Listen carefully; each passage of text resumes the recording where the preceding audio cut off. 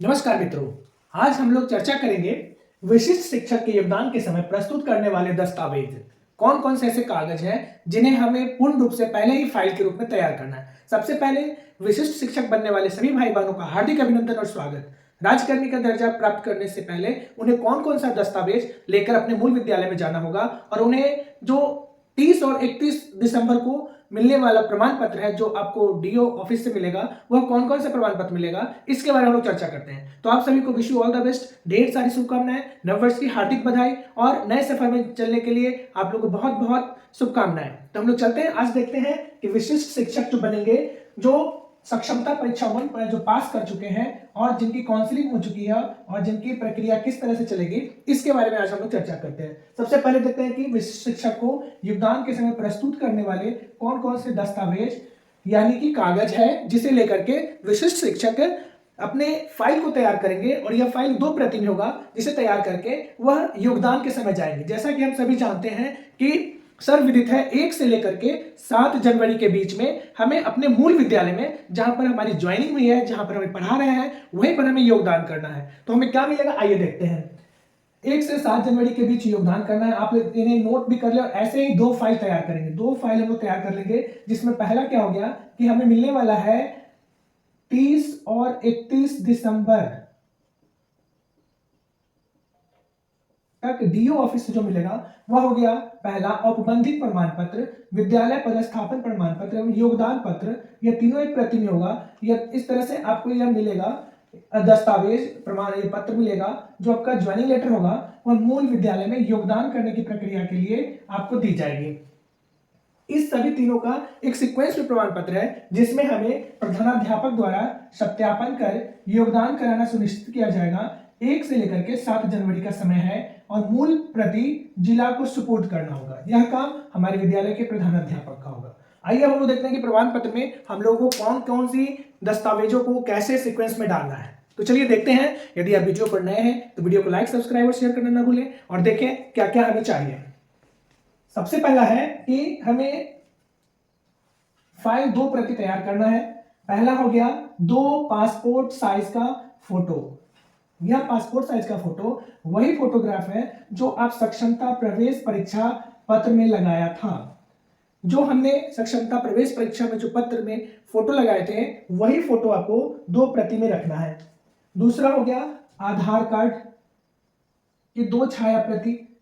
तीसरा हो गया पैन कार्ड की 2 छाया प्रति। यह प्रान जनरेट होगा जिससे आपको एनपीएस न्यू पेंशन स्कीम के अंतर्गत आपका प्रान जनरेट किया जाएगा। इसलिए आपको यहां पर पैन कार्ड की 2 छाया प्रति रखनी है। अगला हम लोग बढ़ते हैं 4 नंबर पर और हमें क्या चाहिए, तो यह हो गया पासबुक जिसपे अभी आपकी सैलरी आ भी रही है उसका जेरॉक्स या फिर कैंसिल्ड चेक बुक की छाया प्रति। यह भी आपको दोनों फाइल में अलग अलग लगाना है। फिर अगला आते हैं औपबंधिक नियुक्ति पत्र की 2 प्रति जिस पर आपने अपने नियोजन इकाई में ज्वाइन किया था उसकी भी 2 प्रति आपको लगाना है। फिर पदस्थापन पत्र की 2 छाया प्रति जो आपको उसके साथ औपबंधिक पत्र के साथ जब अपने अपने मूल विद्यालय में जिस डेट में ज्वाइन किए थे उसकी 2 प्रति भी आपको दस्तावेज के रूप में तैयार कर लेना है। पुनः लोग आगे बढ़ते हैं कि जो आपको यह योगदान पत्र मिला, यह योगदान पत्र की 2 छाया प्रति बना लेना है। इसके बाद जितने भी आपके एजुकेशनल क्वालिफिकेशन सर्टिफिकेट हैं जो आपके योगदान से पूर्व अथवा आप योगदान के बाद डिपार्टमेंटल एग्जाम देने के लिए विभाग से परमिशन लेकर के योग्यता विस्तार की है, उन सभी प्रमाण पत्र की छाया प्रति 2 भाग में 2 सेट में तैयार करना है। जैसे हो गया मैट्रिक का अंक पत्र एवं प्रमाण पत्र की 2 छाया प्रति।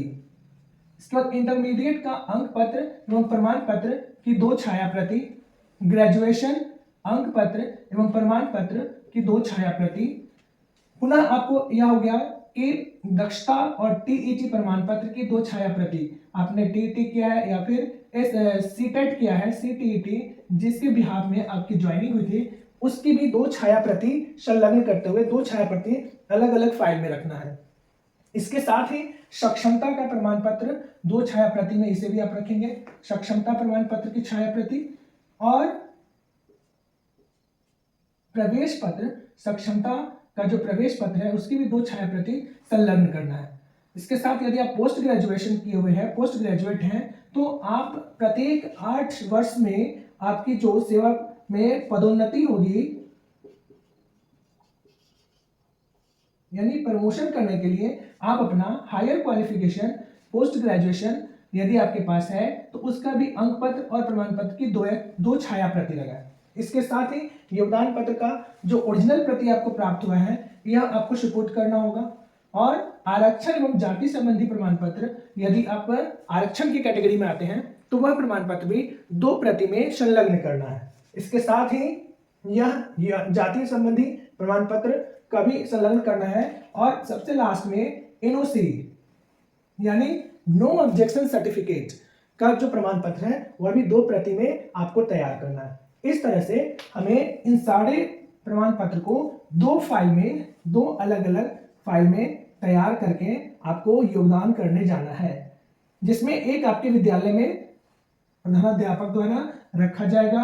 हालांकि पूर्व से भी आपका सारा डॉक्यूमेंट आपके विद्यालय में होंगे, फिर भी आप 2 फाइल इस तरह से तैयार कर ले और इसके साथ ही 1 प्रति जो है प्रधानाध्यापक द्वारा सत्यापित करके सूचनार्थ जिला को भेजा जाएगा।